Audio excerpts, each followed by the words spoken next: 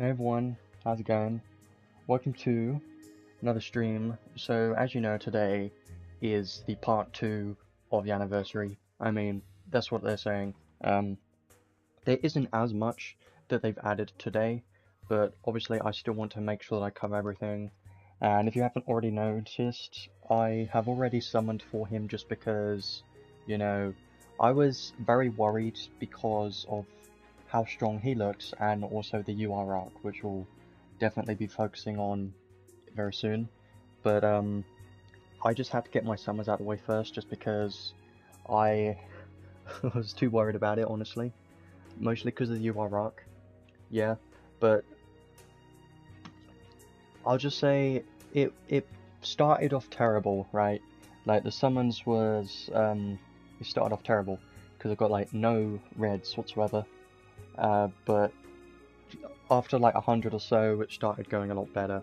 But yeah, today isn't going to be as long of a stream because there's less to do today, but there's still the normal things that I want to do, and I think this unit seems pretty exciting to me.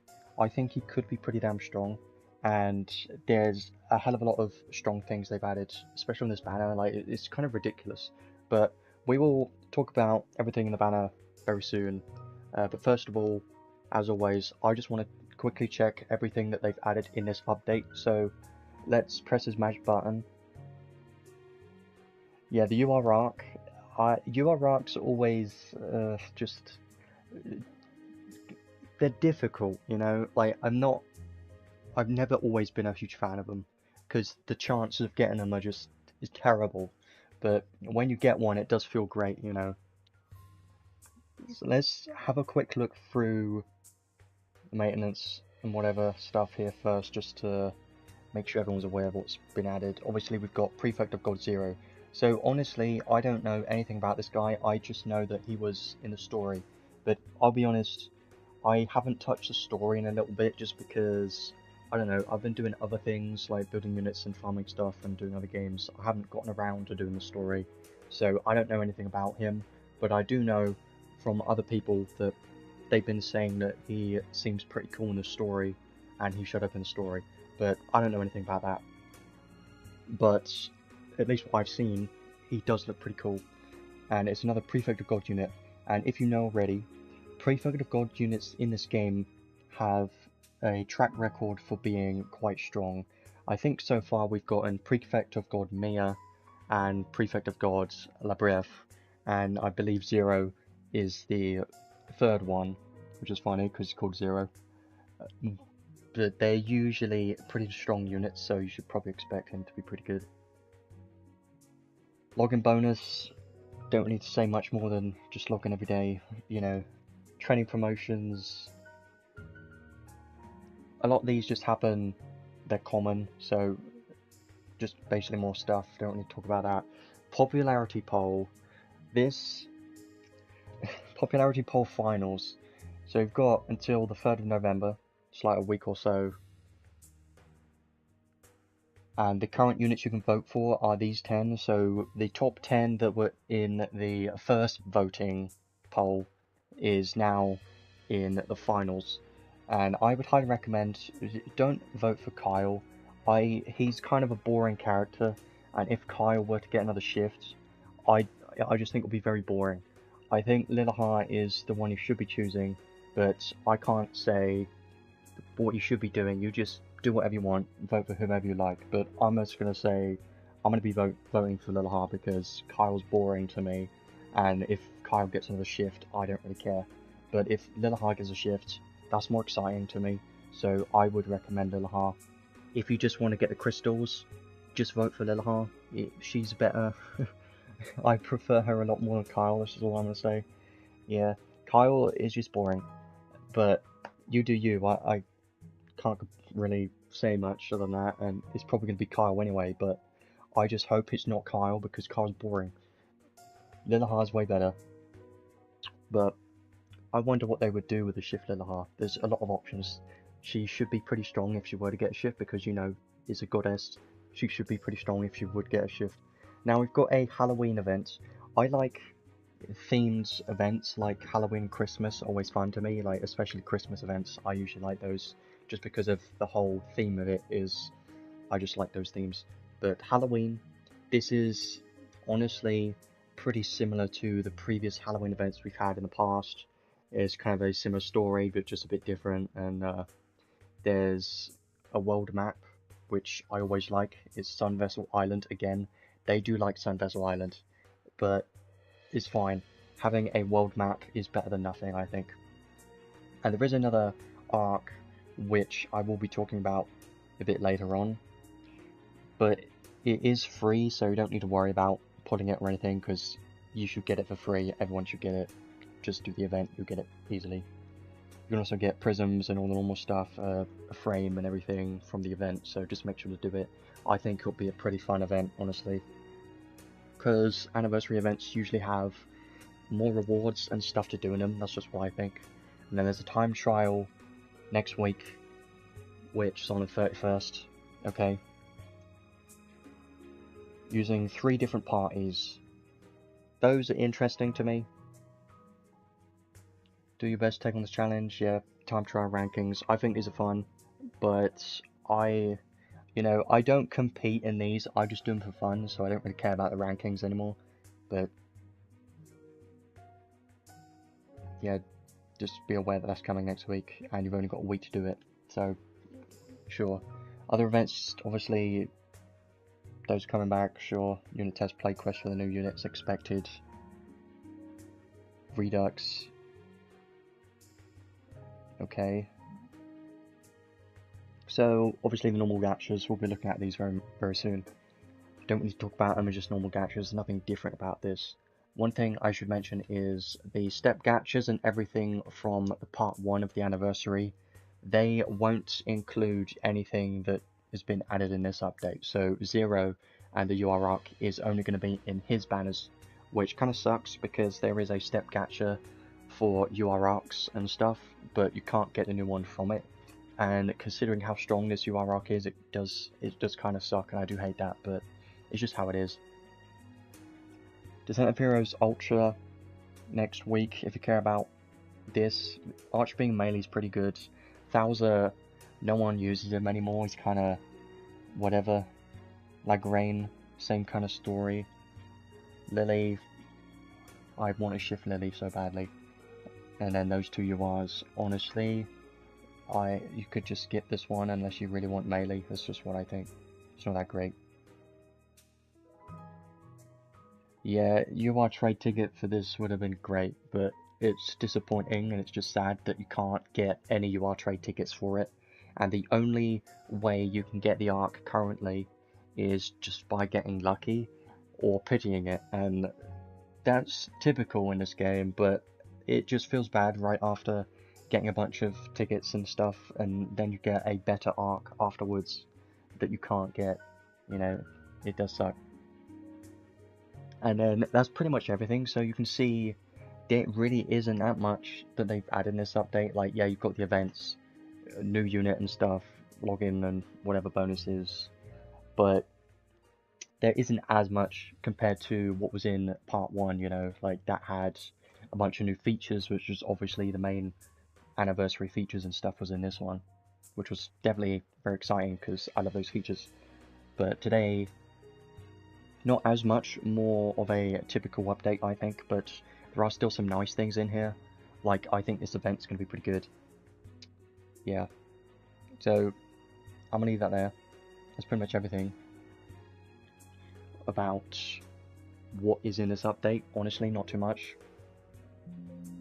Now what I want to do is obviously we can start having a look at the unit and the arc. I think it's going to be pretty exciting because I think he's pretty good. And I've got the arc too as well. Let's have a look at the gachas and start focusing on this banner. So let's have a look at Prefect of God 0 first of all. First thing we need to do. I think it's going to be pretty fun. I haven't properly looked through everything in his kit, but let's do that right now. I do think he has a lot of potential in PvP for sure. In PvE content, I don't think he's going to be as useful, but I still think he could work there for sure, and he should still be decent in PvE, but it's just his kit is more aimed towards the PvP side of content. So, let's have a look first of all. He is a god type. Now, that typing is important, especially considering he is a PvP unit. Because it's a god type, there are less units that have God Slayer, and most PvP units have some type of human Slayer, like Lilahar has Human Geyser, and, you know, Guile has Human Slayer on his counterattacks and stuff, but he is a god type, so I do think that is already an advantage compared to some other units. Like, if it was... When I think about Shift Magius or any human type unit that is trying to be a damage dealer in PvP, they sometimes struggle because they need a lot of damage mitigation, because most units in PvP have some type of human slayer. So the fact that he's a god and he should have some pretty damn good stats as well, I think he should potentially be able to be tanky enough, but that's definitely going to require some testing. So his stats right here don't look that great, right? They look kind of normal. But once you start, you know, putting on some stuff, it will be a hell of a lot more than this. And I believe, if you remember Ryvern, he was a similar unit to Zero because he also is no-wield type unit, so he doesn't equip any weapons, and he doesn't even equip an armor either. But Ryvern has a hell of a lot of stats, got a lot of health, and, you know, Zero is probably going to be somewhat similar. Probably not as high stats, but his stats should be pretty good. Attribute resistances, they are actually pretty solid. Plus 30 to fire, 10 to ice and earth. Minus 22 thunder is his only weakness. Nothing too light, 10 to dark. I think they're pretty good. They look pretty good to me. And I do like having earth resistance and fire resistance. Those are the two that I mostly look for PvP units, because those are the two elements that are mostly used in like guild battles and stuff, because people like running earth, magic, Lilhar, and fire units like Claude and Knuckles are still seen quite a bit. So I think that's nice. There aren't as many thunder units that people use for PvP, so it isn't that big of a deal, I think. And the ailment resistances, sure, they're okay. They could have been better, honestly, because he does have weakness to illness, which could potentially be a problem, but it could have been worse, you know. He's still got resistance to curse and stun, so that's okay. And then nil to blind is great too, so not much here to really mention. Now let's go over to the skills next. These, they look pretty good. One thing about all these skills is the area of all these skills doesn't look that big. They kind of look like more of a single target kind of attack. Like, it does have some area to it. His skill 1, frontal jumping medium area ice combo attack. It's got 7 hits. It seems pretty good. I think this could be nice. I haven't properly tested how fast you can spam his skills or his DPS or anything. I'll be doing that a bit later once we go on over to the showcase to really understand how good these skills are. But I think his skill 1 looks pretty good. Skill 2, charge, deal a medium area ice combo attack that pushes enemies. Pushing enemies, sure, sometimes it can be useful, but it isn't always useful, because you want them to be close, and if you're pushing them away, then you have to walk towards them. But because his skill 1 is a jumping attack, it should have some range to it, so that shouldn't be that much of an issue. And this one's also a charge, so having a charge and a jumping is basically just giving the unit more range for their skills, pretty much. His skill 2 is 9 hits, which honestly, 9 hits isn't that much. I would have hoped for something higher than 9, honestly, because 7 on his skill 1, the amount of hits between the skill 1 and skill 2 isn't that different. It's only 2 hit difference, which I would have hoped for more than 9, but I mean, since he isn't really going to be a DPS for PvE content, I don't think it's that much of a big deal, you know, because in PvP, they just need to hit hard, and their DPS and that kind of stuff doesn't really matter as much. Skill 3 seems nice. Charge and deal a wide area ice combo attack that launches enemies into the air. Since it launches enemies into the air, you can benefit from Sky High and those skills, so they might be more useful on him because he can launch them in the air with his skill 3 more reliably than other units, so that could be fun. Skill 3 is 15 hits. Again, 15 isn't very much. It could have been closer to around 20, which would have been fine, but 15 just kind of small. It's not that many hits, but I don't think it's that big of a deal because he isn't going to be used for PvE, which I'm going to keep saying that because he's more of a PvP focused unit. And low hit counts, yes, it kind of sucks, but I'm slightly hoping that the lower hit counts means each hit is doing more damage, but I'm just coping there and hoping that they increase the damage modifiers for each hit, but I don't know, no clue, but I would hope so. And then a special, there is nothing crazy about this special, it's just a powerful ice combo attack for one enemy, and the first hit does more damage cap. This is 49 hit special.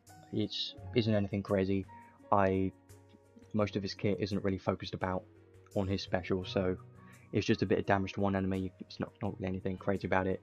If it was against all enemies, as always, I prefer specials that does something against all enemies or give supportive buffs. Those are my favourite ones that give supportive buffs on a special. They're great, but we don't get those very often.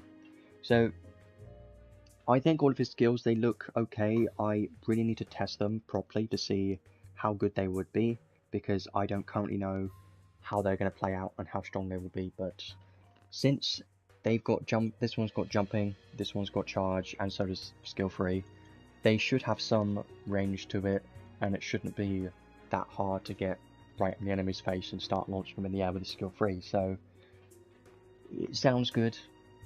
I mean, there's not much here, so I can't really say it. Let's go over the traits. This is where it gets obviously more interesting, for sure. It always gets way more interesting here. Let's start it off with his trait 1. So, because he is a no-wield unit, which means he doesn't equip a weapon, that means obviously his normal attacks would be non-attribute usually, but this trait makes his regular attacks always ice, so don't have to worry about that, which is pretty much expected from a no-wield type unit. We only have like 3 in the game or something. We've got Veldora and Ryvern, and now we've got Zero. He's the 3rd one, I believe. You could argue like Logzaeus or someone, but not really. When no weapons are equipped, so when you don't have a weapon, then you get skill and special damage 30% and damage cap 130,000. This is a lot of damage cap. It's quite a lot, but obviously it has to be a lot to make up for the fact that he's going to be single wield hits. It's no wield and single wield are very similar, but obviously no wield means you can't have a weapon and you're losing out on the damage from not having a weapon. But I do kind of want to talk about that a bit more later on what I think between those, but for now let's just go over the traits. Damage taken minus 30%, so when you don't have a weapon you're always going to take 30% less damage. I believe that means damage taken from skill and specials. I mean, I don't know, I'm just guessing, because it says skill and special damage / damage cap / damage taken. I would assume it means damage taken from skills and specials. Like, I would assume so, but because it has a slash, you know. If it was all damage taken minus 30%, it'd be great. It'd be awesome, but I don't know about that. Damage taken from Steel Brute types. So Steel Brute is a new type of, you know, multi-slayer type thing that they're putting in on this unit, which is interesting. So these types, Steel Brute types, include soldiers, knights, beasts, and machines. Now think about that for a moment. These typings are quite strong. Soldiers, there's a lot of soldiers in PvP.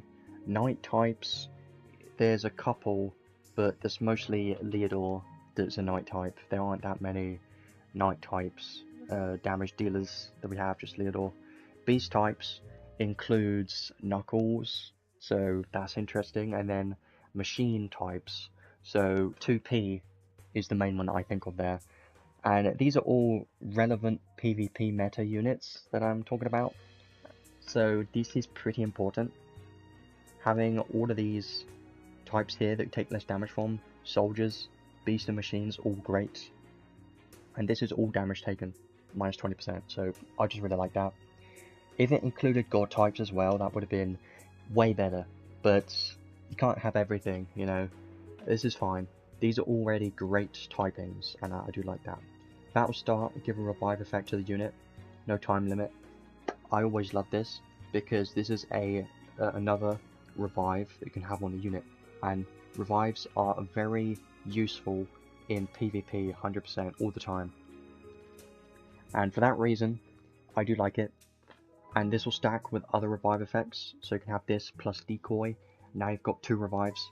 It's pretty nice, and you can also put on revive accessories, but honestly, I wouldn't really recommend revive accessories just because his accessories are the ones that you're going to want to be using, because accessories are pretty much the only thing he can equip, so you've got to have some very strong accessories, and using a revive accessory on him may not be the best option because there are other accessories you could be using instead, but it will come down to that once we get to the unit builds and stuff later.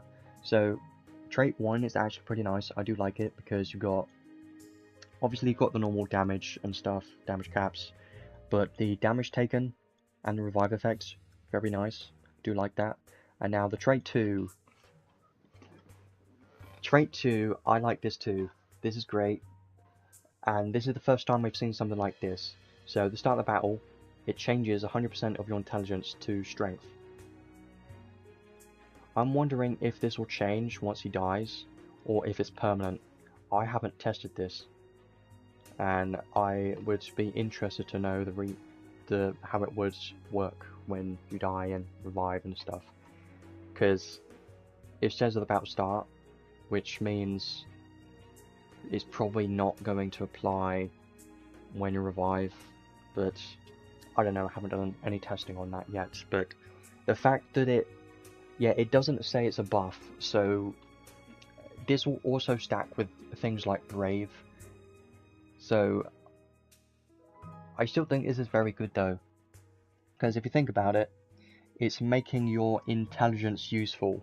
But what you have to also think about is that does not mean that any effects like Moonlight or Aura is going to apply. That they won't, because that's when you're in the battle, and this is only at the start of the battle, so that means it's your stats before the battle starts. So let's say your intelligence is 2000 before you're going into the battle, and then you go into the battle, it will put those 2000 intelligence stats into your strength. It won't apply the extra intelligence boost, I believe, because that's when you're going into the battle. It will give you that buff for more intelligence or whatever. So it's basically just adding more strength to him all the time, and I like that, because intelligence on this unit, because he's just a normal physical damage dealer, intelligence you don't care about, but because it's giving all of his intelligence to strength, it makes it more useful. So you could put on like magic up max if you really want, and that will technically be equivalent to a strength up max kind of, but I wouldn't worry about his intelligence. I just think this is just a little bit more strength. That's pretty much all you need to think about. Battle start, give unit 5 frost buffs. So his frost buffs is something new for him. Obviously he's heavily focused on being a ice damage dealer. Frost buffs, which give fire and ice damage taken minus 30%. So One thing that I don't know yet is, does it mean these buffs each give fire and ice damage taken minus 30%? Because if that is the case, then that means 5 times minus 30, you know? But I don't know if it just means, oh, you get, if you have at least one buff active, then you're going to have fire and ice damage taken minus 30%. I don't know, because if it is 5 times 30, if you have every single buff, that sounds pretty crazy. That could be crazy, because that's a hell of a lot of damage mitigation, but I doubt that's the case. It's just, the wording in this game isn't perfect. It never is, because it's not their first, you know, speaking language, but you always got to test things out and assume things. Give buffs which give damage taken. Yeah. Frost buff, when a unit uses a skill, it uses one of the buffs. So when you use a skill, it uses one of the buffs, and when it's used during that skill that you've just used the buff, the unit won't flinch from most attacks, and that skill gets plus 50% damage. This is great.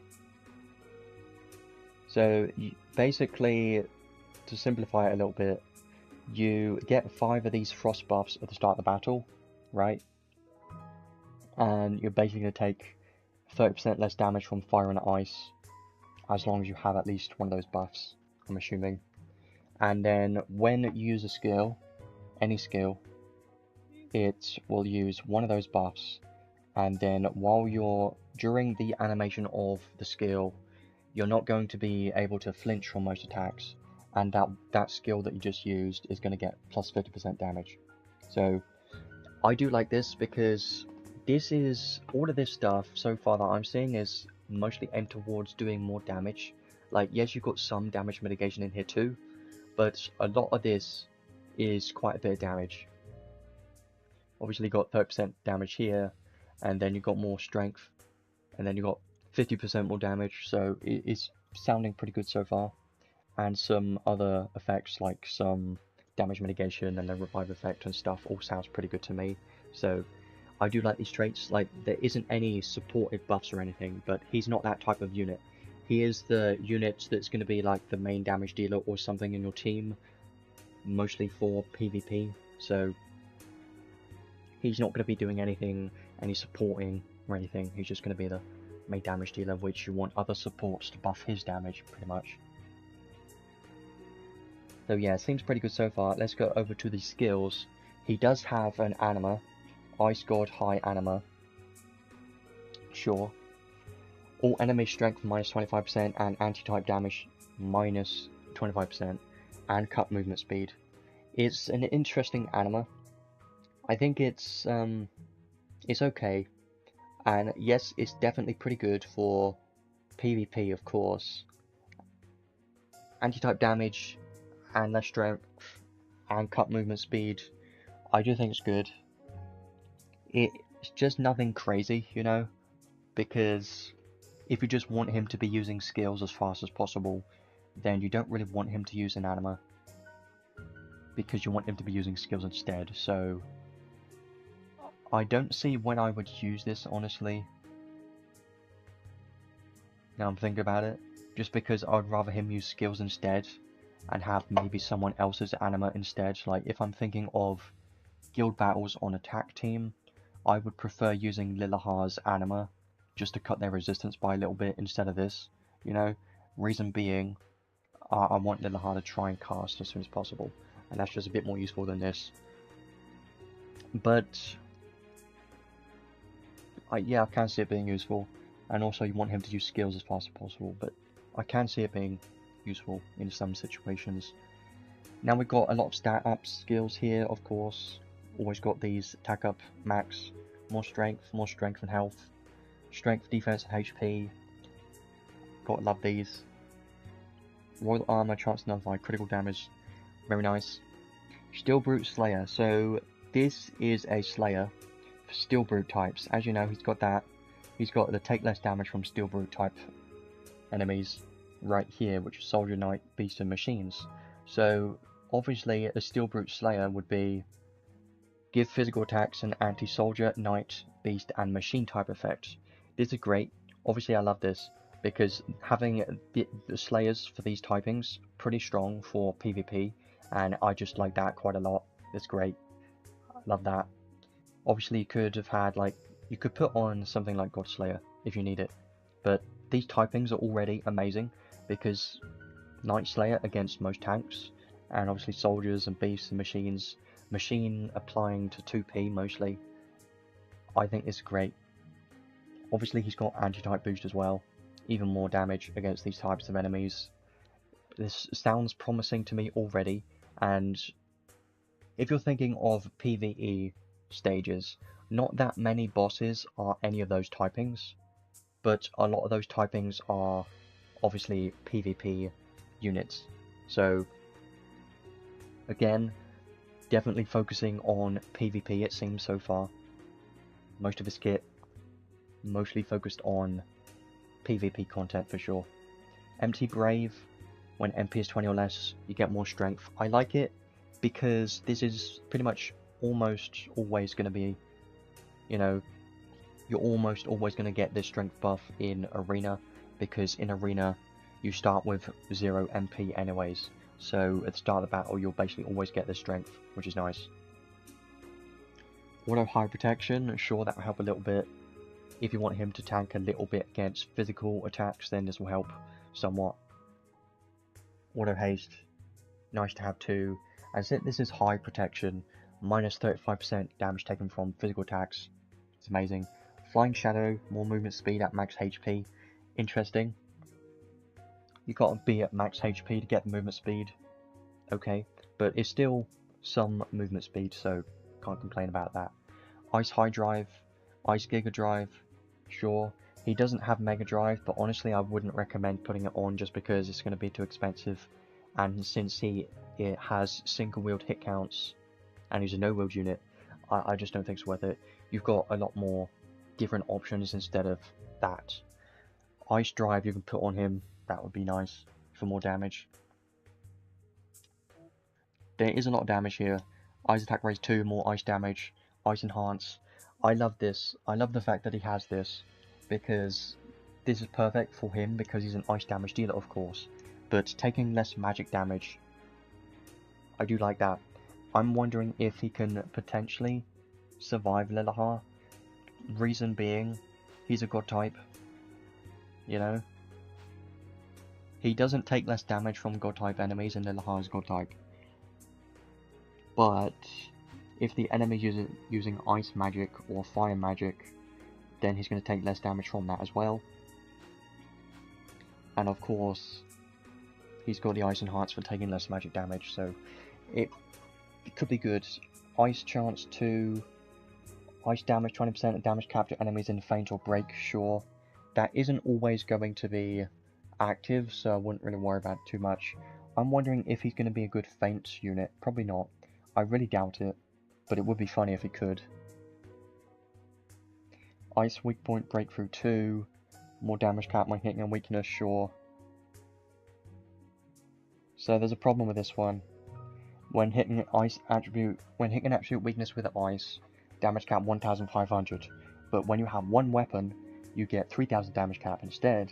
Well, he can't have a weapon, so he's not getting 3000, he's getting 1500. They should have changed this. Like, they really should have. When equipped with one weapon or no weapons, it should have said that, but it doesn't. So you're gonna get 1500. It's not that much, it's like hardly anything. Shockwave 2. I love Shockwave 2 because it's not learnable yet, and having a chance to nullify guard is just quite useful for PvP, so I do like it.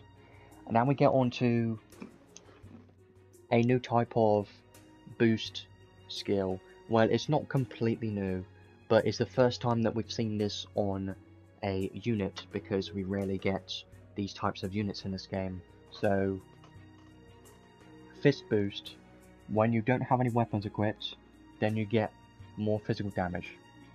This is basically equivalent to like a weapon boost skill. So like sword boost or something. It's basically equivalent to that, but when you're not having a weapon. So I do like that these are, you know, existing now. I just hope they do more with this and release more no-wield type units like this, because we just don't have enough in the game to really get much benefit from these. Fist Giga Boost, physical damage, damage cap, sure, the damage cap isn't very much, it could have been a lot higher than that, considering you're not going to have a weapon.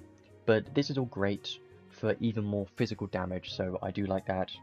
Even more damage, there's a lot of damage going on so far, it's very nice. Close High Boost is a interesting choice. I am still considering if I want to use clothes or not, because you could just run without any clothes, go naked completely. When clothes are equipped, defense and mind 10%, physical attack damage plus 10%. Right, the thing about it is this isn't really that much, and you could just run the other collab skills instead of this to give you even more damage mitigation and stuff, because there are a couple of skills that can give you more benefits if you're not using clothes. So yeah,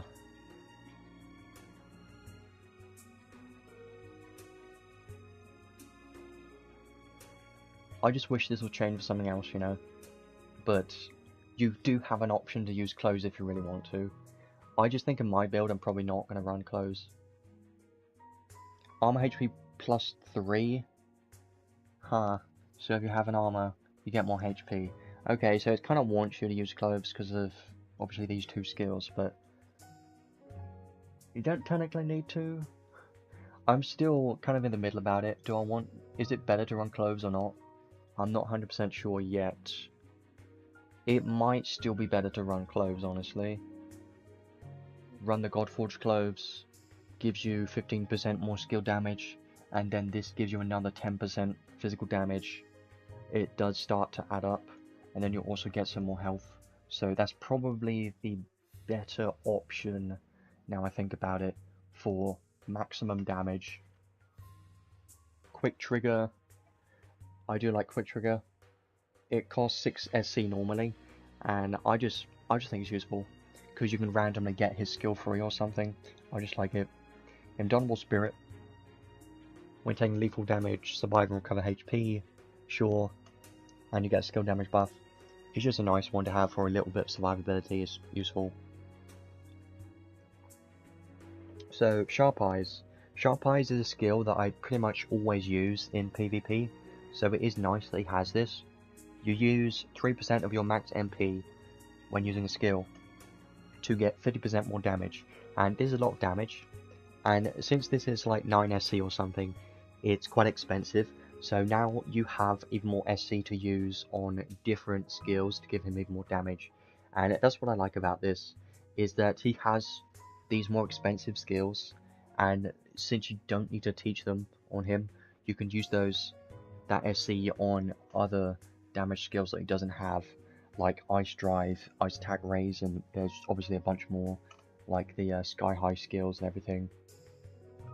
There's even Fist High Boost that's learnable, if you have that. Funnily enough, I did get Fist High Boost just today, which was funny. I was trying to pull for it, had to do the UR step gacha once, but I didn't care about that, it was fine. Elemental Out, interesting. When physical / magic attribute attacking an enemy with 0 resistance, minus 5 enemy resistance. Is this the first time I've seen this? I feel like it is, because I haven't seen this, if that's the case.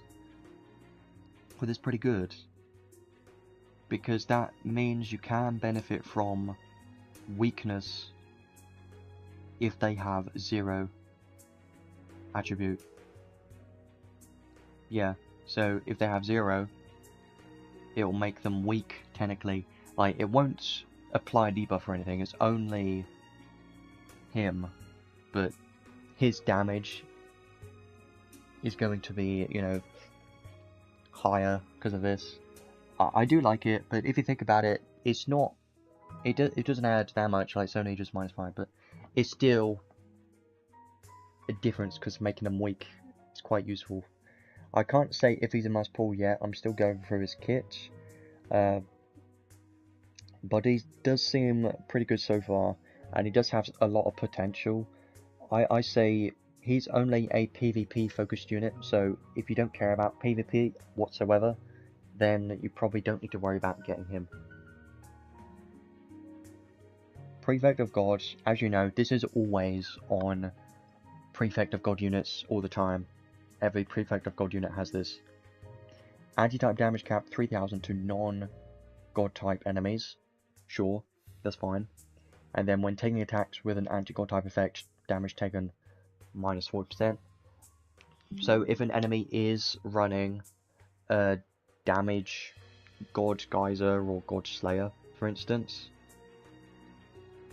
then he will take less damage from it, which is useful. Now we get onto the more unique skills down here, and I always love these. So, first one here, damage to guarding enemies 100%. 100% is a hell of a lot. That's a lot of damage. It does kind of not really synergize with Shockwave 2 because this breaks guard, you know, but it's fine. When skill attacking, boost chance to make enemies faint, sure. And if enemy strength is equal to or less than the unit, then skill damage 30%. So this is a unique skill which can potentially give you even more skill damage. If the enemy strength is less than his strength, then he's going to do more damage to them. And I do like that, because this is a unique skill. So this is just damage that you can't get anywhere else. And it's a good skill. It's obviously focused more on PvP, because you can't feint bosses, of course. But it still is a very nice skill. If you're hitting like a support or a mage, of course, this is pretty much going to be active most of the time. If you're attacking a tank, yeah, it's pretty much always going to be active. But if the only scenario where this won't be active is like either a boss with incredibly high strength, or if you're up against some physical damage dealer that has even more strength than him, which is not very likely, but there are some units that have a lot of strength, like maybe Knuckles or someone, but I don't know. He should have enough. Yeah, his strength is going to be pretty high. I haven't properly tested it yet. Oh yeah, Diaz. If you're against Diaz, he has incredibly high strength, so his strength is probably going to be higher. But I wouldn't worry about it too much, because this against tanks and stuff is just really good. All of his intelligence goes into strength. Really good. Continuous Grand Brave and speed effects. This is great. Grand Brave, even more strength there, so don't need to worry about Brave because it is right here. Nullify Freeze. Nullify Freeze doesn't really matter too much. It's more niche.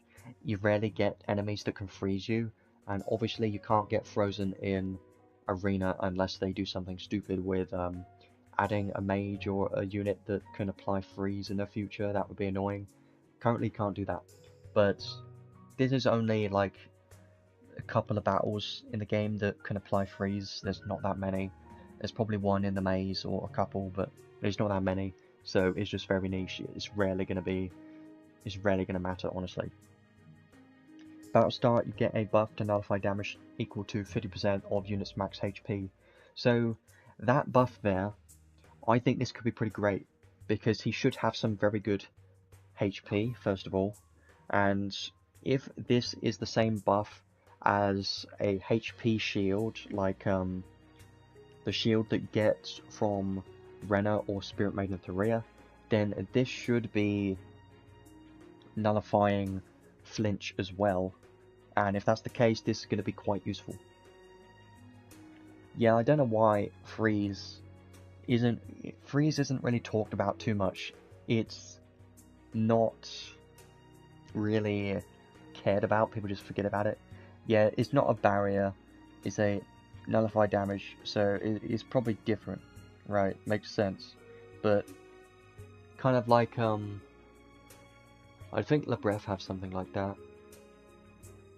But yeah, I still think it's pretty nice though. It's gonna be pretty good. And if you have his UR arc, then you don't need to worry about too much about flinch. So yeah.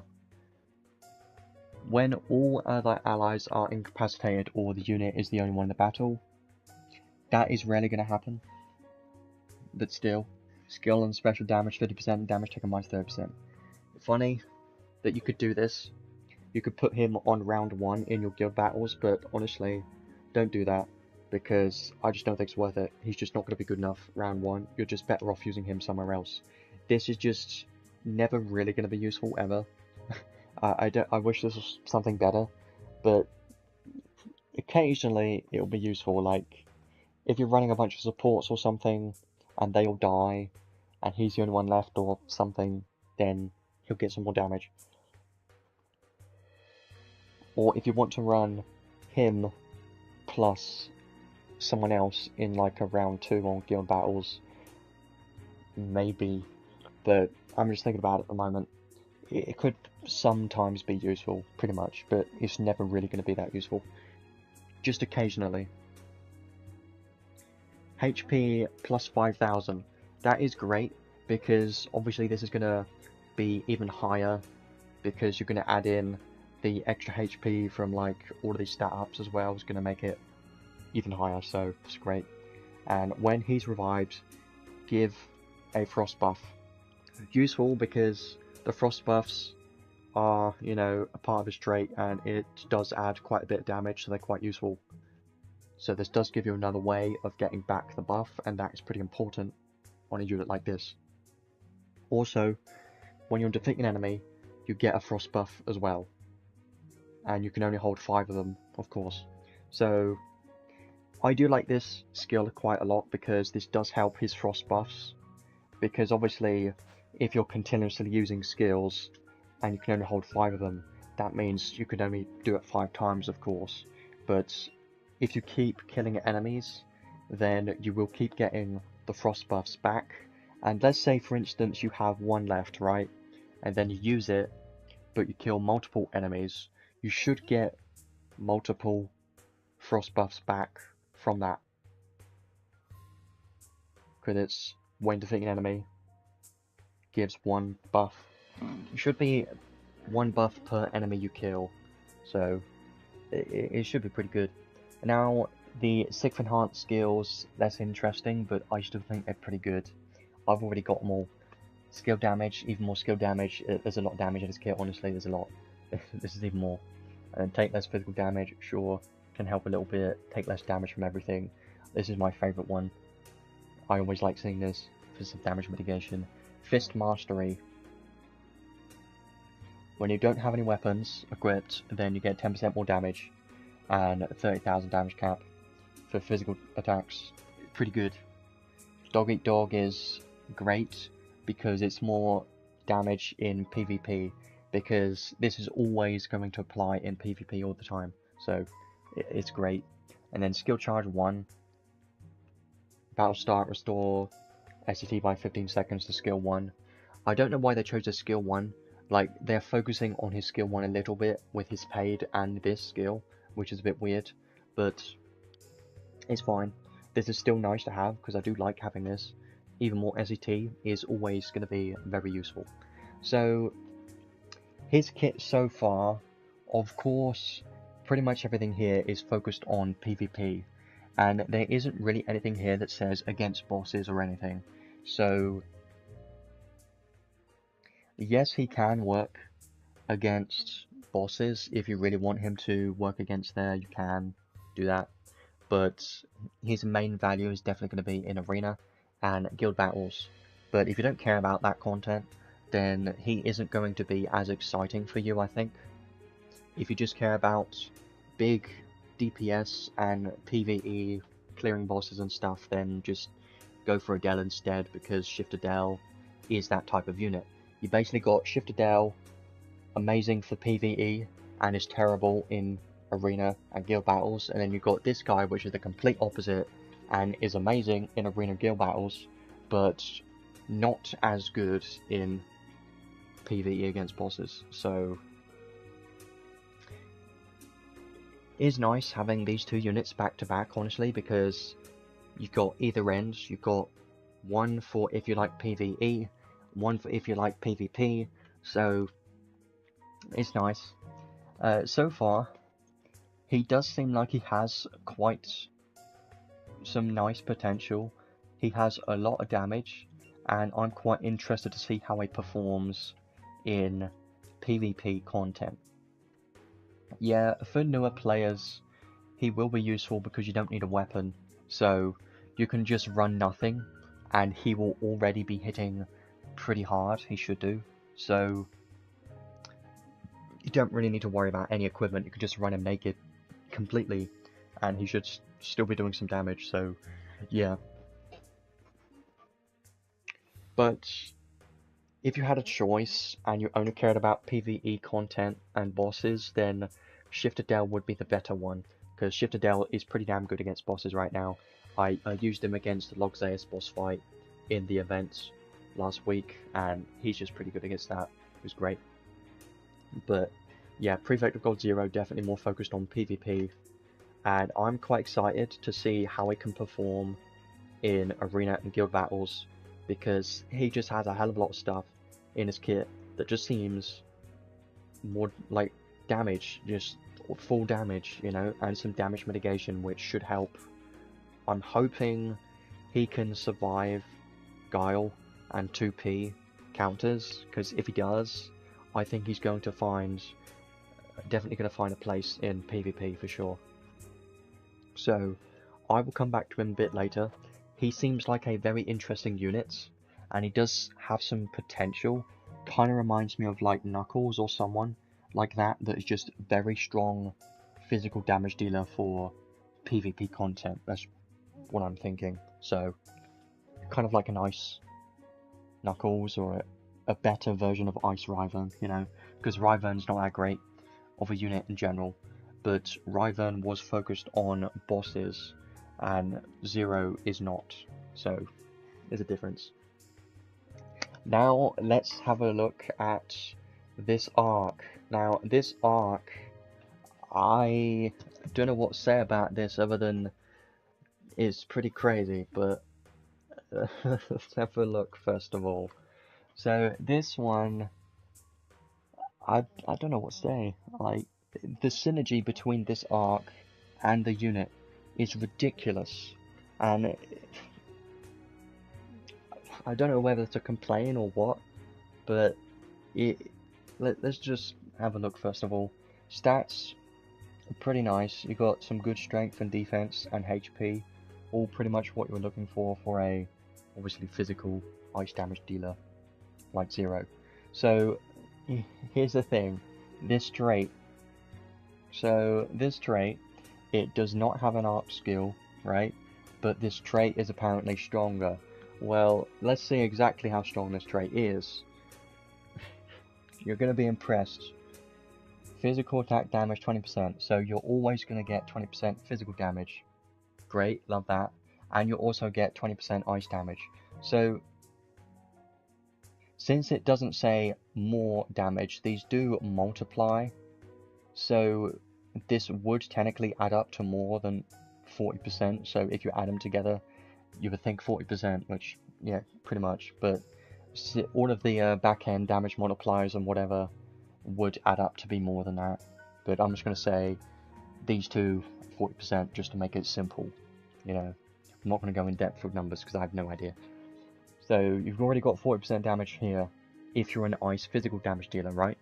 So units like Summer Sarah, Shift, Nael, and obviously Zero is going to benefit from this because they get 40% more damage, which is great. And now we get on to why this is already crazy. When no weapon is equipped, physical damage 30%.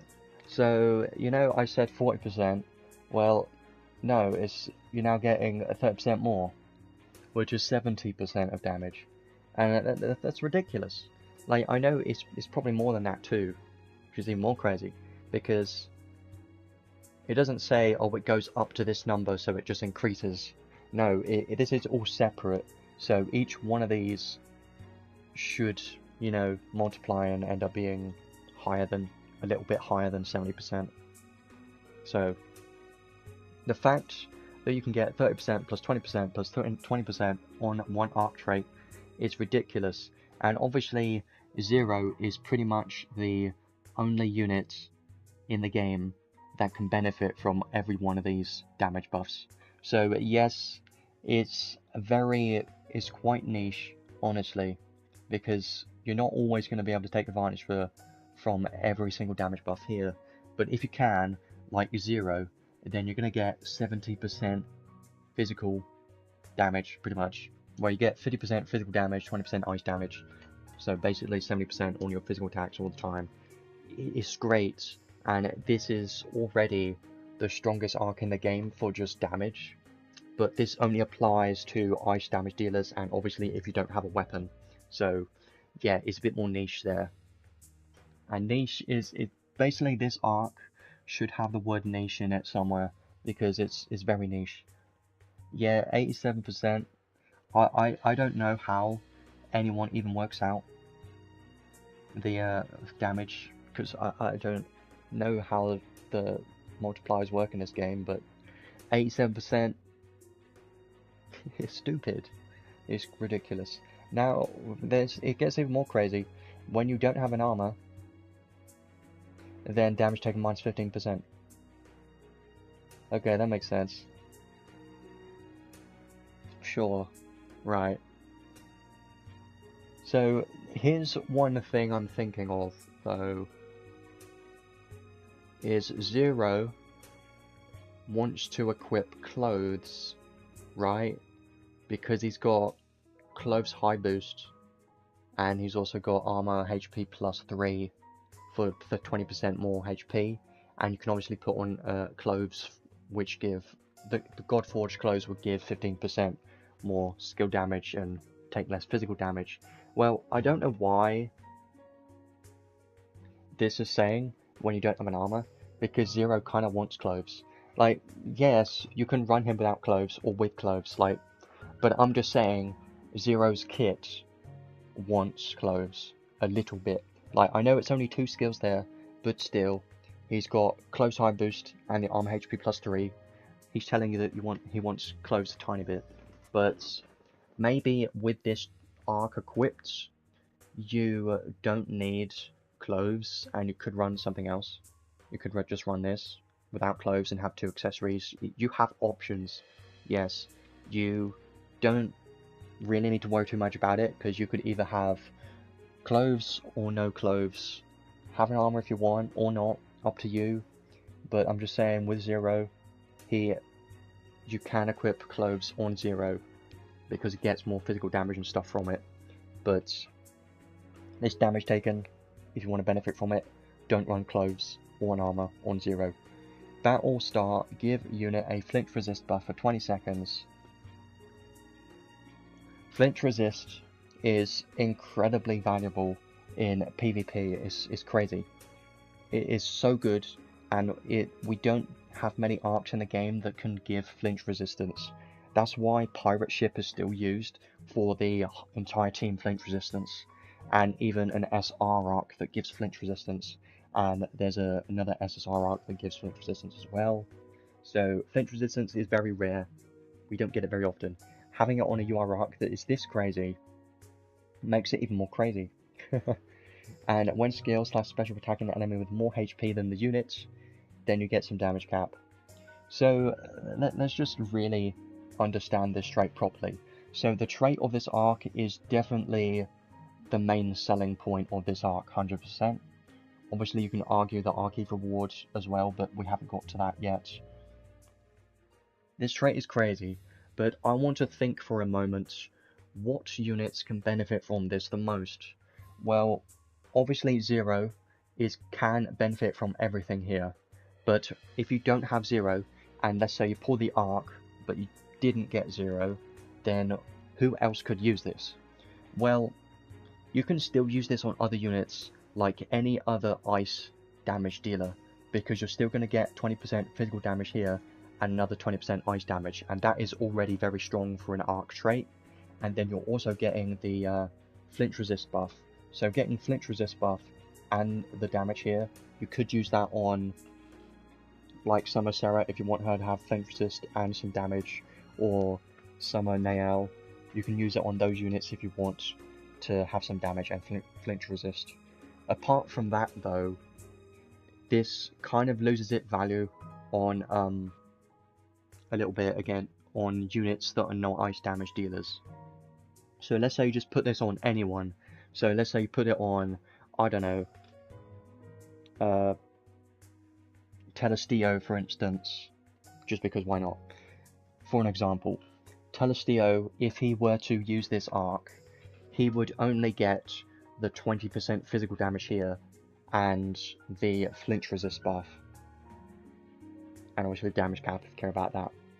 But if you think about it like that, the trait is then less useful for like a unit like that can't benefit from everything from this trait.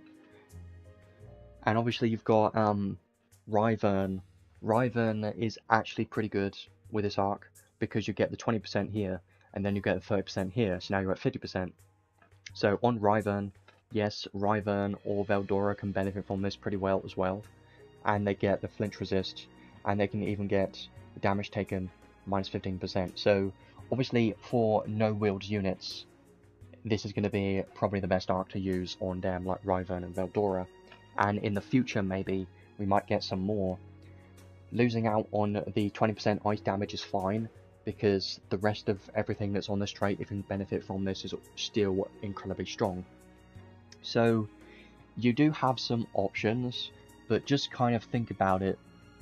How valuable is this going to be? Like, how many units can you use this on? That's really going to determine how useful this arc is for your account, I think. Yeah, sure. Ice damage is just going to make it even better. Let's come back to this. Let's have a look at the learnable skills next. The learnable skills are not as good. They are still okay, but it's not anything crazy.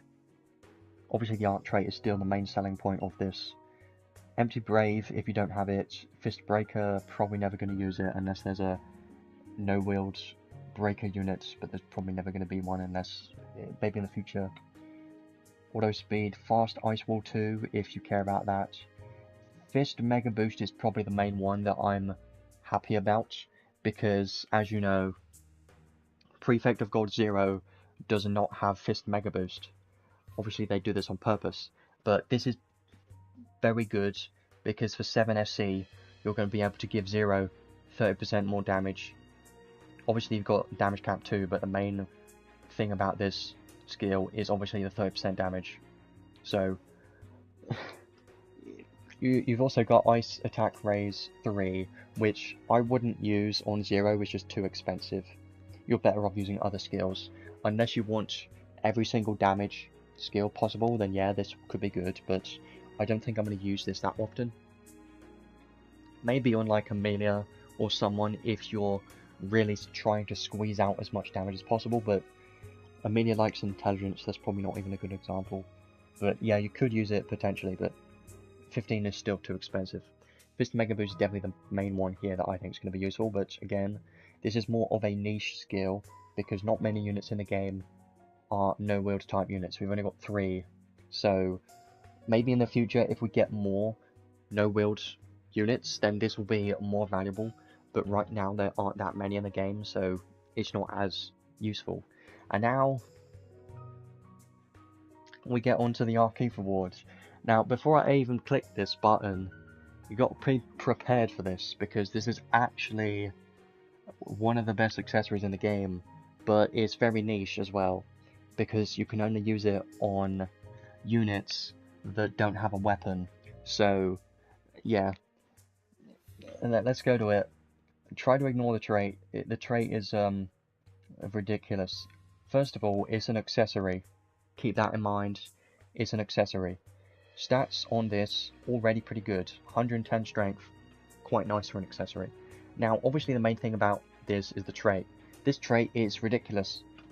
When you don't have any weapons equipped, then you get 40% skill damage. 40% for an accessory. 40%. Weapons can't even get to 40%. Yeah, 40% skill damage. Damage cap 5000. Physical / magic attack damage taken -7%. And you get stun resistance. This is one of the best accessories ever. But the big but about this is you can't have any weapons equipped. So even though it's ridiculously strong, not many units can use this. So this is more of a niche accessory because most units in the game, you're better off using something else because you can't benefit from this 40% skill damage.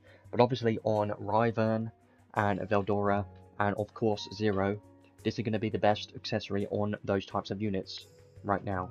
So it's incredibly good. It's the best accessory for Zero, apart from his paid accessory. But yeah, this is crazy, and it's definitely, it's so good, it's ridiculous. And I just think it's hilarious that it's got 40% skill damage, and it's an accessory. Like, I just question what Adis is thinking. Like, I kind of understand the reasoning being, oh, they don't have a weapon equipped, so we should make it stronger. Not this strong. It doesn't need to be this strong. 40%, and this is skill damage, by the way, so any unit that doesn't equip a weapon can get this skill damage. It doesn't matter what attribute they are, which makes it even better.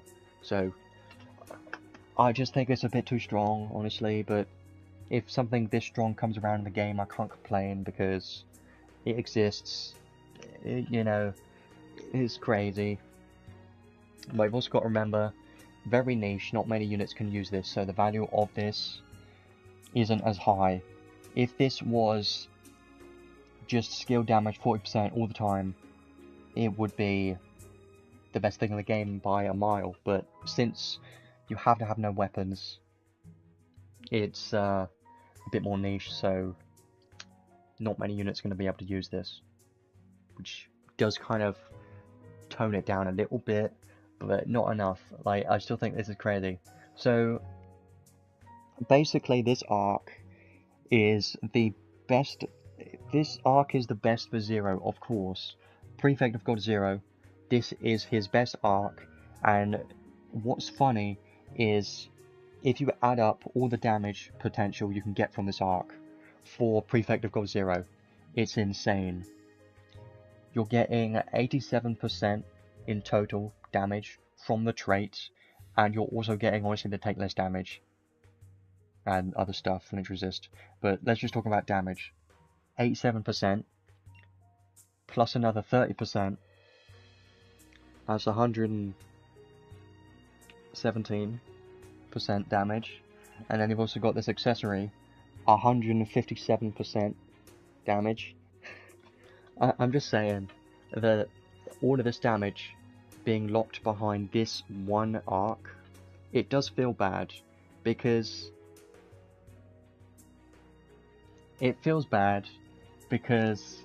if you get Zero but you don't get this arc, you're just gonna feel like you're missing out on a lot of damage, and I get that and I understand that.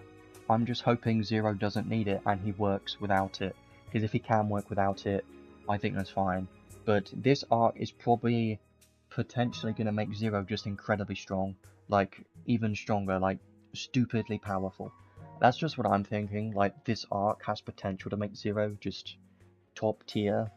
Like, he's probably already going to be top tier, but even above top tier, like this arc for Zero. But let's just ignore that for the moment. If you think about this value, this arc as a whole, and the value of this arc, what you're getting from it, yes, it is incredibly strong, but that is for niche units, and if you don't care about those units, or if you don't have those units, then the value of this arc goes in the toilet. Like, I can't say that enough. If you don't have the units to benefit, to take advantage of this arc, then the value of this arc goes down tremendously, because then you're having a useless Archive reward that you can never use because you don't have the unit to use it for, right? And then obviously you've got the arc trait. A lot of this you won't be able to take advantage of, like the when you don't have a weapon, you don't have an armor, you know, and we've also got the Fist Mega Boost. So there's a hell of a lot here that you're not going to be able to take advantage of if you don't have the necessary units. That's the thing about this arc. So yes, it is the strongest arc in the game for like certain units, and there are only a couple of them, 3 in the game currently. But if you don't have them, I would say don't worry about it. Don't worry about this arc too much. But of course, if you get 0, you're going to desperately want this. And I understand that because this is so good for 0. And it's gonna be crazy. Yeah, even for a normal ice damage dealer, it will be great. Right. But if you're just getting it for that, it's not worth it at that point. Because the Archive reward you can't use, and you can't really even use any learnable skills like Fist Mega Boost you can't use. And there's just not enough value here if you're thinking about typical damage dealers. But if you're thinking of no-wield units, that is where the value is. So I would say, yes, this arc is very crazy strong, but only for certain units. And if you don't have those units, or future units that may come out, then you don't really need this at all. But even then, it would be nice to have just in case a unit in the future is also a no-wield type unit, because they're probably going to release more of those in the future. Of course they should. They would do that. But let's say you get the arc but not 0, and you can't take advantage of this arc, you might be able to take advantage of it in the future for future no-wield type units. Because I think it will be good in the future for more units like this. But yeah, it's a bit of a weird one, because this is not the first time this has happened, but I think this is the first time to this extent that this has happened, that this arc just makes the units even more godly than they already are, you know? Like, it just... I can't stress this enough, this arc just boosts this one unit insane amounts. It's crazy, and it's ridiculous. Like, if you think about similar scenarios, we had Advocate of God Lily with the Lily Matter UR arc, and Melee with the Melee Mare UR arc. Those synergize with the unit, but not on this scale. This arc just is way stronger compared to those, because this just gives even more damage, even more, yeah, just mostly damage. It's crazy. But yeah, I think this banner is actually pretty solid. It's pretty good, but only if you care about anything in this banner. Because if you don't care about PvP or no-wield type units, then you don't really need to pull on this banner, because there's nothing that's going to benefit your account currently. But if you like PvP and care about that at all, then I think this banner is definitely going to be worth pulling on at least a little bit to try and get something. Because if you get the unit or the arc, either way you're winning, because both are very strong. 0 is going to be great for PvP, the arc is going to be great even if you don't have the necessary units to take advantage of it. You should, I'm hoping that you should be able to take advantage of it in the future for other no-wield type units that come out. So I think it's a good banner. Just don't overhype the arc, that's all I have to say. Don't put in your minds that you must have it and chase for it, because that's a bad idea. Still remember that it's a UR arc and the chance of getting them is 0.4%, and that's terrible. And some people have to pity them, and that is the worst thing ever. You don't want to do that. So just keep in mind, try to be smart with your crystals. That's all I can say. I know it's very strong, but sometimes you just have to stop yourself. So that is the banner for the moment. I will talk a bit more about him and the arc very soon, but it doesn't stop there. You thought we were done with the crazy stuff? No, we're not. We got one more thing, and that thing is his paid equipment. Now, you may be thinking, oh, how bad could it be? Well, just you wait. He's got one paid accessory. I've already got enough. I'm going to be buying it right now. But let's read it first. It's an accessory. This is crazy. So, 50 credential accessory. Stats of this are pretty nice. 144 strength, 700 HP. Very nice stats for an accessory. But the trait on this one... What the hell is this trait? What the hell is this trait? I don't understand. Why? Skill 1, max skill stock +1. That wasn't even necessary, honestly. But sure, can't complain about that. But, you know the accessory from the UR arc? Yeah? Well, this is even better. When no weapons are equipped, ice skill and special damage 50%, and damage cap 15,000, and strength 15%. I don't really know what to say. I don't know what to say. Attribute resistance +10 to thunder, and illness resistance, both of which he needs. I wish I could jump out this window. It's crazy. Like, this is the strongest any paid equipment that we've had in the game by a mile. Reason being, 50% damage. 50%. Like, 50%. I can't say 50%. It's crazy. It's ridiculous. And it's one accessory. It's crazy. And the damage cap, 15,000. Sure, that's going to help. Like, the damage cap's great. That's a hell of a lot of damage cap. But also, 15% strength is like attack up max. But you can stack it. It's ridiculous. Like, if you thought it was strong already with the UR arc, no, it gets even better with this accessory. Yeah, if you can't already tell, this accessory is his best in slot by a mile. There's nothing that can compete with this. This is ridiculously strong, and I know it's going to suck if you miss out, but it will be available in the Crimson Ore shop in the future, even though it may take like 6 or 12 months or however long it is. You can still get it free to play, it's just going to take a lot of waiting. That's up to you on that. But one thing I have to say, 50 credentials is quite expensive, so if you're not already close to it, maybe don't worry about it. I think if you manage to get the units and the arc, then you might as well get his paid accessory, because then that's going to allow him to reach his maximum potential. But I wouldn't worry about it too much. Like, even though it's crazy strong, he should still work just fine without it. And you do have options. It's just this is obviously way better, and it's ridiculous how good this is for an accessory.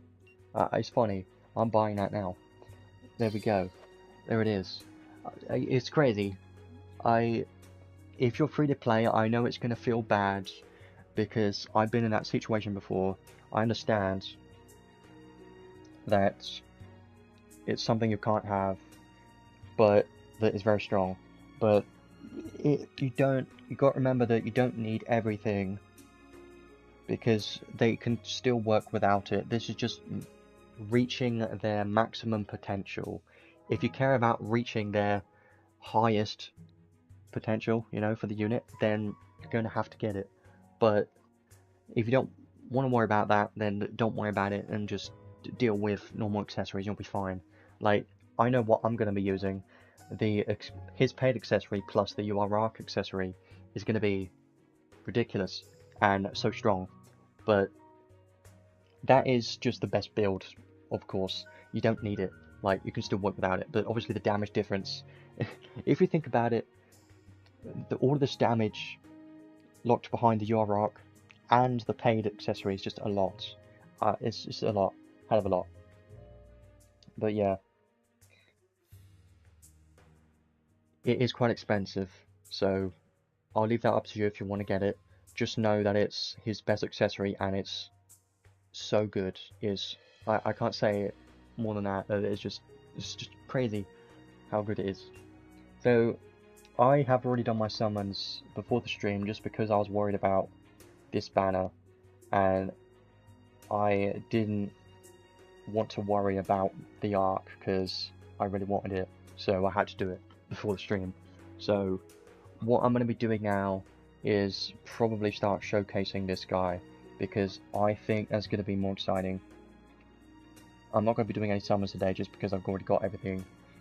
It took me 173 pulls to get everything, including his accessory. It was actually 164, but then I had to do 9 singles to get enough credentials for his accessory.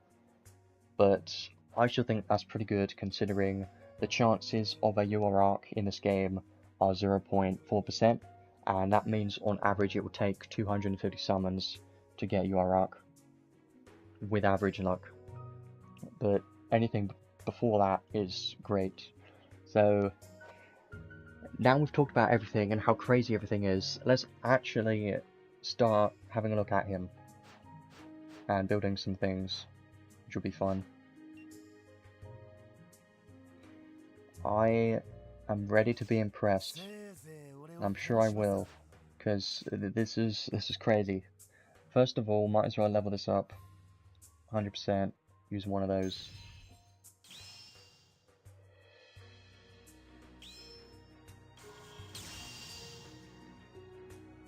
Definitely getting this as soon as possible just because it's crazy. Love that. Can't wait to use this. And 0, it's gonna be, it has to be really good. I'm gonna favour that. Level up once more. This is an arc that you definitely want to try to get to level 15 as soon as possible, because look what you're getting per level. 1% for each of them. Well, actually 2% for this. 1% there, 1% there. You're getting a lot more damage per level, so it's definitely worth leveling this up to 15 as soon as possible. If you get it, it's amazing. Might as well get these now, and then have a look at 0 and start trying them out. I think that'd be fun. I definitely want to build him as soon as possible for Arena to try him there, but I'm not going to do that today. I'm going to do that on my own time and try that out. So, for PvE, he can work, and he's still going to be strong there. If you're literally just starting, or if you don't have many damage dealer options, then he's going to be quite an easy unit to use because you don't even need to use a weapon. You can just run him like this, and he's going to be just fine. But if you do have Shift Adele, he's going to be the better one for PvE content because he's very good against bosses. He's so good against bosses. But 0 is more PvP focused. Let's see. I've got all of his skills already. This one gives 1% ice damage. I do want to get that, but I will awaken in a moment. Let's have a look at some recommended equipments. You have to keep in mind though that there might be a collab coming soon, and there's always limited stuff in this game. You don't need Shift Adele because you can still complete content without him. He's just a very good unit for bosses, and yes, that could help your account. That could be something you might be looking for PvE content, and that's completely fine, but try to save some crystals just in case, because there are some limited stuff coming up. Probably, there always is. Let's have a look at recommended equipments now. So I have him, all of his skills, even the Sigma Enhanced skills this time. Let's have a look at recommended builds. So this is an interesting one, right? Prefect of God 0, it doesn't want a weapon. When no weapons are equipped, he has a lot of effects that you want to make sure he does not have a weapon. And if you check, he can't even use a weapon. So don't use a weapon, don't worry about it. Now, accessories are going to be his best equipments to, you know, buff him. Like, you could use clothes, because he does have clothes high boost and armor HP plus 3.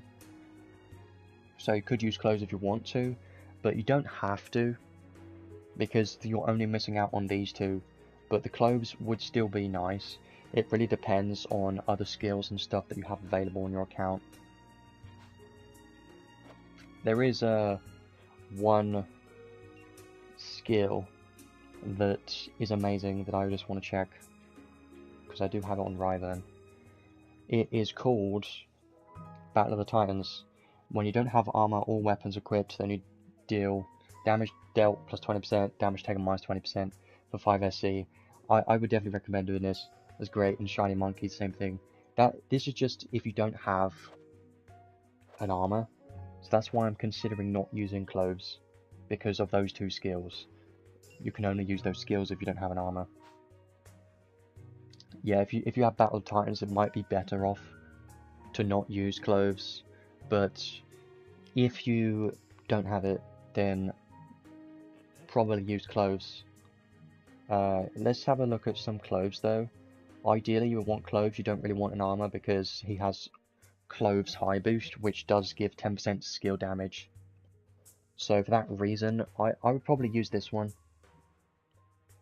This will probably be the one that I would use if I were to consider using clothes. Let's just put it on for the moment and see what his stats look like with it. Looking okay. Still needs his accessories though. I'm going to remove it for the moment. And now the main thing here is accessories. So obviously I know what I'm going to use, but I do want to show some other accessory options just in case, because I know not everyone's going to have the URAC and his paid accessory, because those two are very limited and not everyone's going to get those. But you don't have to use those. There are other accessory options, like anything that gives physical damage or skill damage or ice damage is kind of what you're looking for. So let's just have a brief look, have a look at everything in here just to see if there's anything solid enough to consider using. I would probably just recommend go something that gives damage, of course, because it's a damage dealer. You could go for a revive accessory if you really want to. This one gives ice attack damage, even though it's only 10%, I still think it is better than nothing, right? This one is really good if you're hitting weakness and anti-type damage. This one's still solid, but what's funny is this still isn't even as good as his paid or the URAC accessory, so it's funny, but this is still a very solid one. I would consider that. Now this one, if you don't have an armor or weapons, then you do 20% more damage. This one's good. This one is from an event, from Ryvern's event. If you've been around that long, then you'll have this. This one is an option, a free-to-play option if you've been playing long enough. I would consider it, but this does mean you can't have an armor, so only use this if you don't have an armor. Well, I used this when it came out for Ryvern. They were pretty good, but because we have different options available now, it's not as good. I think 20% on this accessory is still pretty strong. Like, it's still a decent accessory for the 20% damage only. But yes, you do have other options. But if you don't have those options, then this is something you might want to use, maybe. And then obviously any other accessory gives damage, skill damage, physical damage, anything like that, or ice damage. This one is not bad. I believe this intelligence should help because of his trait 2, changing all of that intelligence into strength at the start of the battle. This should help a little bit. So this one's not a bad option, honestly. You could use it, maybe. Yeah, this one because, just realizing, when no armor or weapons are equipped, skill attack damage plus 20%. Yeah, that's why this one is very good for him, for sure, because you get 20% plus 10%. So, yeah, that is definitely better. So that one, if you have it, this will be very good, because then you're getting like 30% technically damage. And obviously the free jewels will be amazing too, of course. Those will be the two probably the best, more accessible accessories, if you have those. But if not, then just try to look for something that gives more damage, anything that gives damage. I always love a spring, it's a great one. Yeah, that's pretty much everything for accessories that I can think of. If you don't have any of those, just try and look for something that gives some damage for him. That's really all I can recommend. What I'm going to be using is obviously going to be his best options, but just go for something here, anything that you have a look at what you have, and try and go for the highest damage possible accessory that you have available. Or if you really want a revive accessory or damage mitigation accessory, that's up to you. But let's put in the two insanely broken accessories, because this is funny. It's ridiculous. Having these two, it's funny to me. Like, 40% here, 50% here. It's stupid. Why does this exist? This shouldn't exist. This is probably going to be my build, by the way. Just these two accessories and nothing else, because you don't really need anything else. So, I'm going to be running this. This is like the best build you can probably do. Yeah, it's ridiculous. And I think just having these two accessories and no skills equipped, just all of his base skills and no learnt skills yet, I think he's still going to hit stupidly hard just with this. Let's see what his stats look like right now.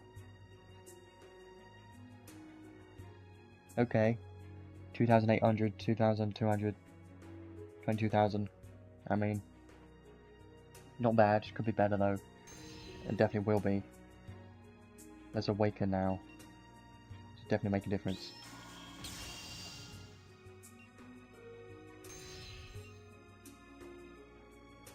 Also add on the arc as well. That'd be crazy. I think that's all I can do for the moment. Now he's got 3,000 strength. Great. Love that. And now, if you look at the attribute and element resistances, they are starting to look a bit better. Only -10 to thunder. He's got nil to stun. Doesn't have weakness to illness anymore. Pretty nice. Because of these accessories. This one gives illness, that one gives stun, that one gives thunder. These are all perfect for him. Like, they knew what they were doing when they were making him. I know for sure that Adis wanted to make this guy incredibly strong, because there's no way they didn't, because they must know what they're doing. They should have known. Okay, let's leave him with his current build. Like, it's half of a build, I know, but that's all you need. And I do want to try him out. So, I'm going to try him out like this, with the arc. It's going to be interesting. But he does need SCT, which is a problem. Let's have a look. It's going to be interesting. Maybe. I should just run. Let's just start. I'll tell you what, let's start with Councillor 10 just to make it easier. And then I'll go in the UR arc after that with a support with Honey Elixir. Just to see the damage difference, if any. He should not...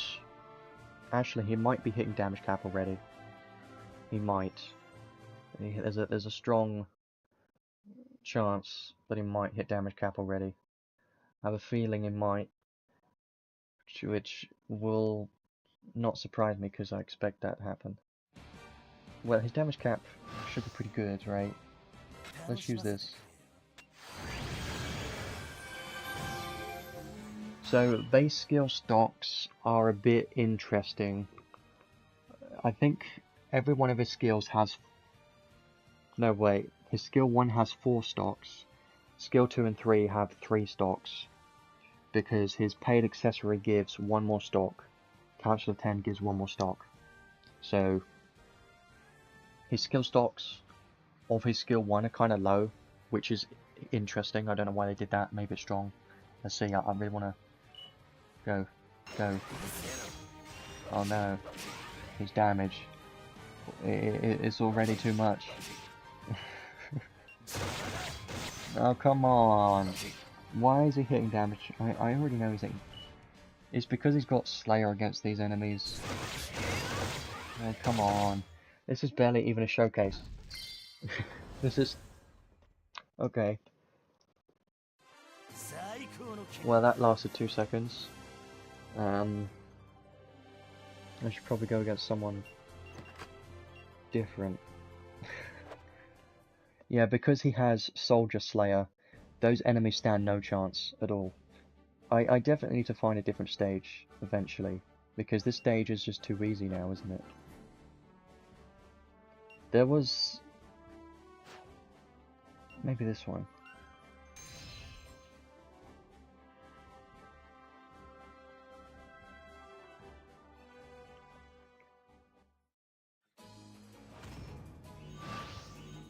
So these are god types, so he's not going to have Slayer damage against these. I just want to see. 0 ice resistance means he's going to hit them as if they were -5. Let's start with a skill 1, see what the damage looks like. He should not be hitting damage cap this time because he doesn't have Slayer, but surprise me. Surprise me. Okay, the damage is a lot already, and I haven't even put any skills on him. He does have his he does have his Sick Heart skills, I know, but units, they don't usually hit damage cap already when I test them. But he does have these 2 accessories which look crazy. Yeah, this is too easy. Let's go do the unit test play quest now. So Shift Adele and 0 are 2 completely different units. I would say it kind of depends on what you're looking for a unit. Shift Adele would be the best option for like bosses, because he's very good against bosses. So if you want an easier time against bosses, try to get Adele. He's going to be great against bosses. But if you don't need that, or if you don't care as much about that, then 0 is better, because he is going to be great in PvP, and he doesn't even need a weapon.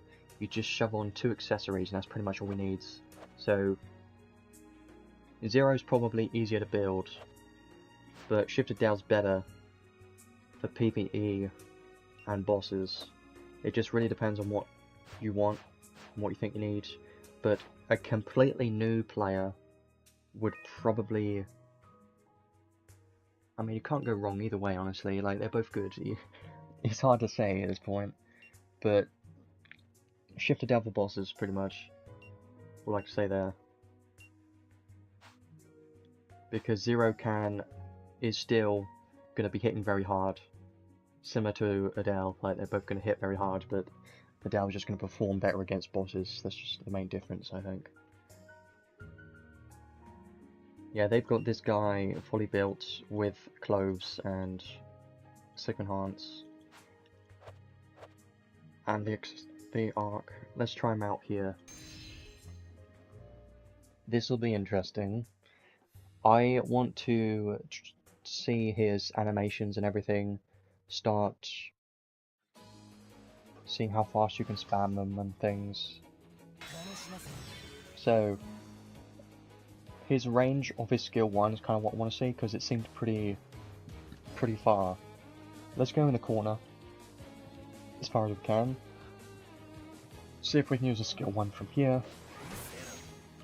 What? What do you mean we can? That's basically a close the gap skill. Like, it's a jumping attack, but he can use it from anywhere. Ridiculous. Skill 2 does have a range to it, makes sense. Yeah, his skill 1 can pretty much be used from anywhere, which is funny, but the skill 2 does have a line of sight. So basically use his skill 1 to close the gap, and then you can start using his skill 2. His skill 3 is line of sight as well. So basically his skill 1 is the only close the gap skill that he has. Which makes sense, that's why they gave his paid accessory another skill 1 stock, because it has basically infinite range, at least what I'm seeing so far. So let's start spamming skills. So let's start off with spamming his skill 1 just to see if this works well at all or not. I mean, there is a delay. This doesn't really matter too much because it's more PvP focused, but if you care at all about his DPS, then it's more useful for DPS.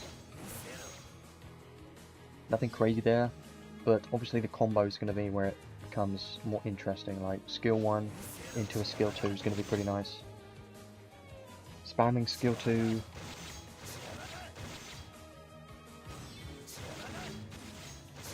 Skill 2 isn't super fast, like none of the skills are amazingly fast, they're just kind of average.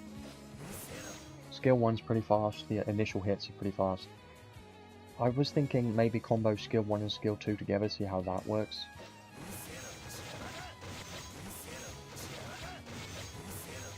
That does seem pretty good. I do like that. And he's already dead, great. Yeah, so comboing skill 1 and skill 2 together seems like that's pretty good. Because close the gap, then use a skill 2. Spamming skill 1 non-stop doesn't really work because there's a delay between the next time you use it again. So comboing the skills probably going to be better off, but probably better off doing that.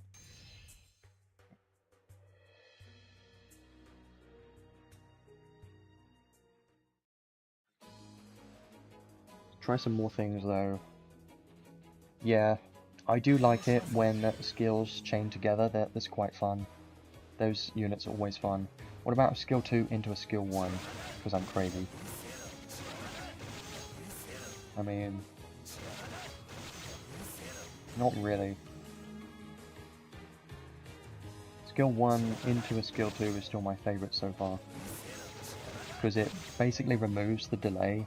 Like, if you see the delay here, and then you look at this, hardly that much delay. So that's definitely should be better. I do like that. And now, skill 3. If I try spamming this, you can't really spam that, unless you can use a skill when he's in the air.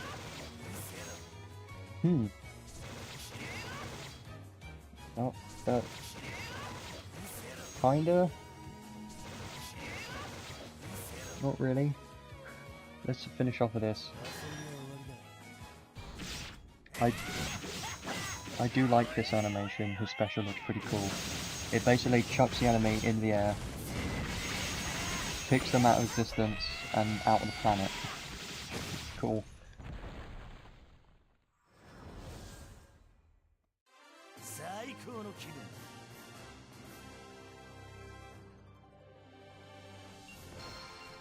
Try that again. Need to try some more combos to see how they work.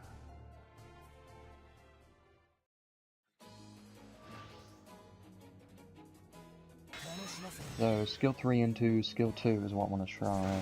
If that even works. Not really. Not at all. It doesn't really work. The skill 3 doesn't really combo into any of his other skills as well as his skill 1 and skill 2 does, I think. It is still my favourite.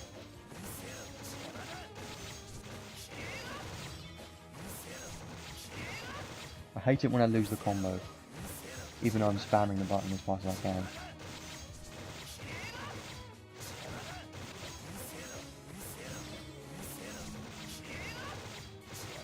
Yeah, so what I'm seeing from this, his skill 3 doesn't really combo that well. The skill 3 is nice because it can launch them into the air and stuff, so it's probably going to be useful in PvP, but his skill 1 and his skill 2, just comboing those together feels the most fun, because using a skill 1 and then using a skill 2 basically mostly removes the delay between, you know, if you were to spam a skill 1 non-stop. So I do think alternating skill 1 and skill 2 is probably going to be what I would do if I were to use him in PvE, but if I'm thinking mostly arena, then since that's on auto, you might just want to auto on skill 1 because it's got the close the gap skill, or it's either skill 1 or skill 3 for arena. That's just what I'm thinking, because skill 1 for close the gap, skill 3 if you want to launch him in the air, hopefully. I think that'd be good. It'll be interesting to see how his skill 3 will work in arena, because if it can launch them in the air, like if you do that against Gaia or someone, I think that'd be interesting. But that is definitely going to require more testing. I think that's all the testing I wanted to do for the moment. Maybe I can do something else, some full team or something.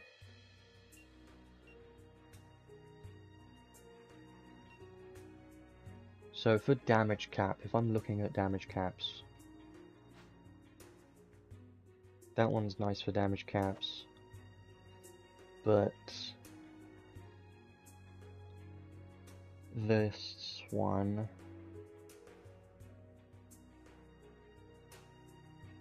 yeah, this one when only one weapon is equipped, so this one isn't as good. Soul Blade will be nice for the arc skill, for the damage cap, such as what I'm thinking about. Even though you can't take advantage of the trait, I'm just looking at maximum damage caps at the moment. Yeah. One thing is this arc trait doesn't give that much damage cap, which isn't really a big deal, honestly. I still think it's fine.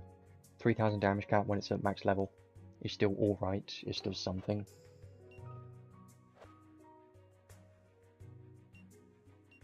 And this one gives 5000 damage cap, so it's pretty good. Yeah, so I don't think there's much else that I want to talk about at the moment. Actually, there is one more thing. The Halloween arc is one thing that I do want to mention. So let's go to the trading space. There is a new free arc available. Kind of forgot about it because I haven't traded for it yet. It's this one. I might as well get one. It's free. So let's have a look at it at max level. This is a free arc, which you can never go wrong with free. Free is always nice, you might as well get it. The trait, I haven't really looked at this too much, so it's going to be mostly my first time looking at it. I did have a brief look earlier, but didn't really look in depth into it. Physical damage 20% all the time, that's nice. Dark Weapon equipped, 2000 damage cap for physical attacks, sure. Battle start, chance to give all enemies curse. That could be useful potentially. You know what's funny? Is they're releasing this just after, you know, Telestio was recent and he has curse weakness, which is funny. So, I'm just thinking about that. Chance to give curse. Horror types, creature, undead, and spirit. Anti-type damage taken minus 20%. So this trait, I probably wouldn't really use it, really ever, unless I wanted to try and curse, but even then, it's not that great. I mean, it's something. If you've got limited options, yes, this can be useful, because you're getting some damage and damage cap if you have a dark weapon. So it can be something, I guess. Horror types. If you're against a boss that is one of these types, then this might be useful in that scenario, so that's okay. Not very useful in PvP though. It's not going to be useful there. Mimicry Spirit, Poison Clouds. Unclad Brain is a new one. When no armor is equipped, intelligence plus 20%. We have a similar one to this, but it's for strength instead. But this is the equivalent for intelligence. What are they telling us? That we're going to get a no-wield mage at some point? That would be interesting, because we haven't had one of those yet. Yeah, Unclad Brain, it sounds funny to me. It's a weird name. Creepy March. Battle start when all allies are horror types, then you get 10% physical damage. You know... Oh yeah, when you don't have an armor, then yeah, that could be good. For dual wield units, wasn't really thinking about that. Summer Sarah loves her intelligence, so yeah, I think that could come in handy. And this maybe, like, here's what I'm thinking. Put on Mimicry Creature, or Undead, or Spirit on every single one of your units. Because then you'll be able to take advantage of this. But it doesn't say that it's a buff, and it's probably a bad idea to do that because you'll be vulnerable to those slayers, so you're just better off not even bothering. Because you're using too much SC to benefit from this, so I probably wouldn't really ever use this. If it was 3 SC, then I would consider it a bit more. But because we have other skills that cost 4 SC and does the same thing, I probably wouldn't really use it that often. Crisis Grin is a new one. Skill and special damage dealt to enemies with at least 2 debuffs. This one could be okay, but 7 SC for 15% damage, probably not worth it. We have Besties, which gives 15% for physical and magic, so if it was 5 or 6, I think this could be really good, but because it's 7, I don't think I would use it. Like, these are interesting skills, but I don't know if I would use them, honestly. Maybe Unclad Brain, I would consider using it for a couple of units that are dual wield, like Summer Sarah, you know, you've got options. But the other two, I probably wouldn't use it, really.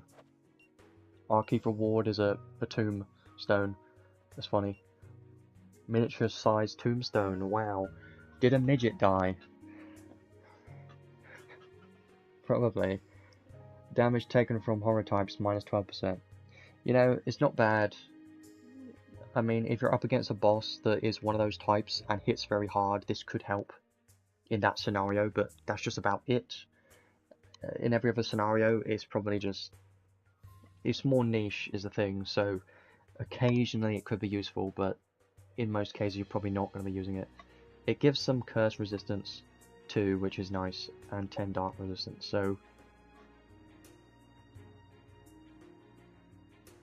it maybe use it sometimes, but yeah, this is free, so you might as well trade for it because it's free. Like, everything in here you might as well trade for. There are other Halloween arcs in here too. Just get at least one of each. Like, I don't need to talk about each of these because these are previous Halloween arcs, and you just might as well get them because why not? If you're just starting and you wasn't around last year for Halloween, then make sure to get every single one of these because you've got no reason not to. Make sure to get his prism. So yeah, I think it's interesting. Like, it has some interesting stuff. Like, Unclad Brain is probably the most useful one. But yeah, just get it. Get all of this stuff, because why not? No reason not to. There is a frame. I do like frames. And obviously the normal event stuff. Make sure to get your Inspiralis materials for your Mauser that you should be building. And Impero Gems. These are all expensive, but I'm going to be focusing on this event at some point to get all these materials to put into Mauser over the next 2 weeks. I'm definitely going to do that because that's quite important for me. Definitely want to do that. But even if you don't, even if you're not building Melza or Shin right now, make sure to get them because they are very limited materials. I'm pretty sure that's everything. They did update these rewards, so we've got these boxes to get more Inspiralis materials, which is nice, I guess. You can select one of these, sure. Another box, and there is obviously one of those frames, also one of these medals. So if you really want these medals, there's one in here, but you have to pay for it, so that's up to you if you want to do that. I don't know if I want to do that yet. I've never bought them. I've never felt like they're worth it. Maybe now, but I would have to think about it, because I don't really want to get it, you know.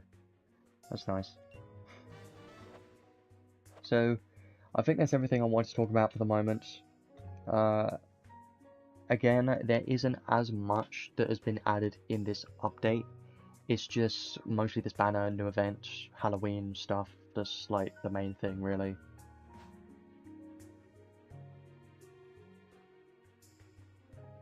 Yeah, so not much else is going on at the moment. So my conclusion for this update, it's obviously not as exciting of an update compared to part 1, which had pretty much all of the anniversary updates with all the new features and quality of life stuff. I really like that update. This update is obviously more of a normal update, but it does have some like events and things going on, so it's still going to be a fun time. I think it's going to be a fun update. But yeah, the main thing in this update is probably going to be the units and the banners and stuff, I think, and the events, Halloween arcs. That's pretty much it. I think this banner seems pretty good. If you care at all about PvP, try and pull on this banner to get one of these two things, because the unit and the arc are both very strong. If you get Prefect of God 0, the arc's value goes up by 1,000,000 times. Not joking. The value of this arc goes up tremendously if you manage to get 0. And if you manage to get both, then that's amazing, because they work well with each other so well. It's insane how much damage you're getting from this arc with 0. It's crazy. There are still other banners available. Like, we've still got Great Hero Adele available for another 2 weeks, so you do have a choice. I think Adele is a very good unit, and if you haven't managed to pull him yet, you have another 2 weeks to decide if you want to pull him or 0 or save. That's up to you. But if I were to say something, I would say Adele is going to be the choice if you care about bosses, because he is very strong against bosses and is one of probably the best damage dealer for bosses in the game at the moment. But the only drawback is he can't use Trishula, and he's locked to being fire and light, so he can't be used everywhere. But against bosses that doesn't have 100 or more fire and light resistance, he's going to be doing very well against bosses.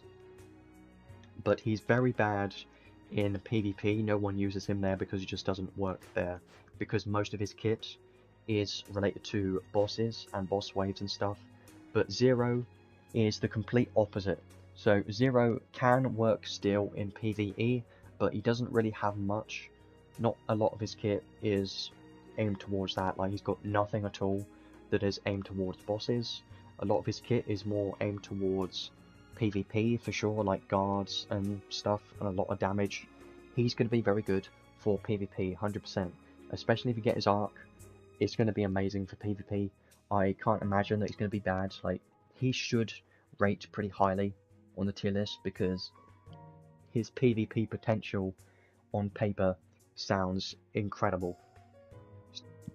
And I hope I'm not disappointed when I do some testing with him in Arena at some point, and guild battles. If he can tank the counter units and kill those, he's going to be an incredibly good top tier PvP unit. So if you care about PvP, this is going to be the banner that you would want to put on instead. So that's up to you, really. Which one is better really depends on what you need on your account. If you need a boss killer, then Adele is probably going to be your better choice. But if you care more about PvP, then this banner is going to be better for you, I think. And this, in my opinion, this banner has more value because the arc on this banner is way better than the Logslayer sealed arc. I don't have the Logslayer sealed arc, but it isn't that great. It's an okay arc, but it doesn't have much on it that has much value on it. So I think overall value, Zero's banner is probably better because the arc is also useful. And if you get Logslayer sealed arc on this banner, you just would have much preferred to get this one, honestly. Like, it's better, but if you get it, can't complain. But yeah, that's all the current banners, I think. Not that much going on at the moment. We've just got Zero's banner and Adele's banner, and then we wait 2 weeks. And in 2 weeks, there's either going to be another banner or a collab. I don't know yet. I wouldn't be surprised if it's a collab, but I don't know. We're going to have to wait and see. Try and save some crystals if you can. Always try and save at least a little bit, just in case there's something limited coming up. Because these are Descent of Heroes banners, so these will come back in the future, so don't worry about that. But Descent of Heroes units have usually been pretty damn strong. Like, there's a lot of Descent of Heroes units that have been top tier meta PvP units. So if you're worrying about that, then maybe try and pull this banner, but try and save something. One thing I can't say enough is don't chase for the UR arc, because I know it's very strong. It's just 0.4% is very small. Don't try and chase for it. You should never be trying to chase for these. Maybe try and do a couple of pulls, but still try and save something, because you're not likely to get it. The chance of the UR arcs in this game are still very small. But if you do manage to get it, that's great, because it's going to be very good for Zero. So, I think that's everything I want to talk about.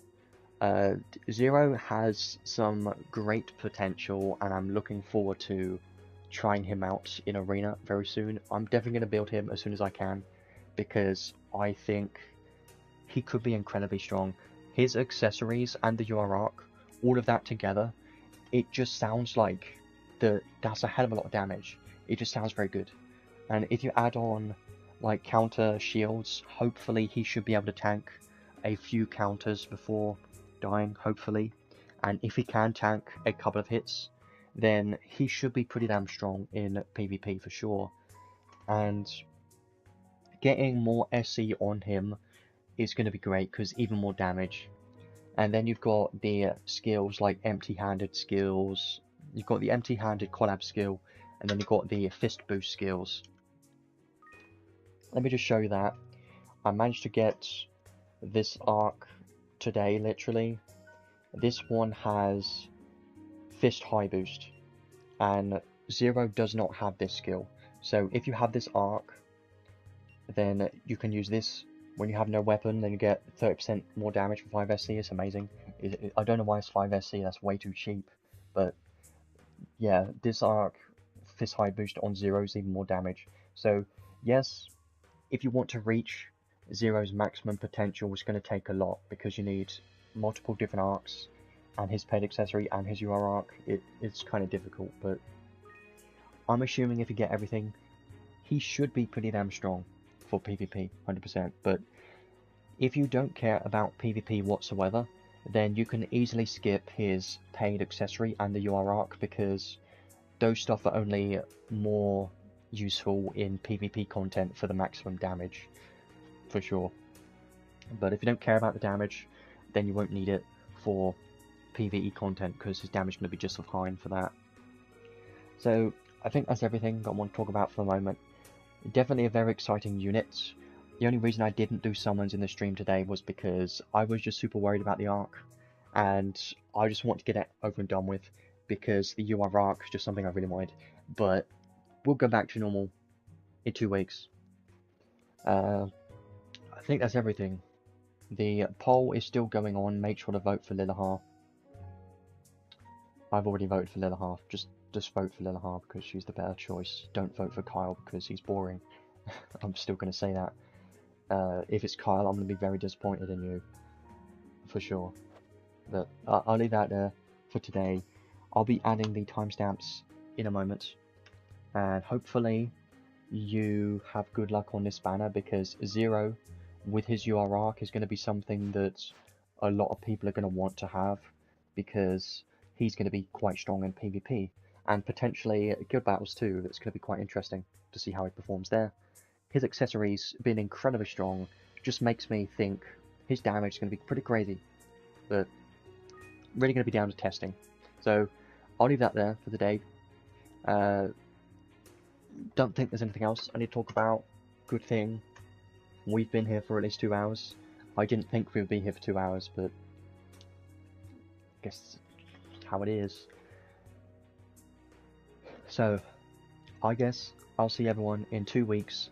I don't know what is going to be on in 2 weeks. Either another permanent unit, or a Descent of Heroes unit, or a collab. I wouldn't be surprised if it's a collab. Also, keep in mind that there's going to be Christmas coming up in a couple months or so, which is kind of soon, honestly. And that means there's going to be another Christmas unit and another limited Christmas arc. So try and save at least something for that, just in case, because sometimes they're pretty strong. We don't know. Last Christmas was a terrible unit, though. It was Saintly Griffel, which was kind of bad. She wasn't that great, but I'm hoping this year is something better. Usually Christmas units are ice, so we're gonna have to wait and see. But yeah, I'll leave that there for the moment, and hopefully everyone enjoys this update. Not as much added in this update, but still pretty exciting unit, honestly. So yeah, I'll add the timestamps in a moment. I'll see you in 2 weeks.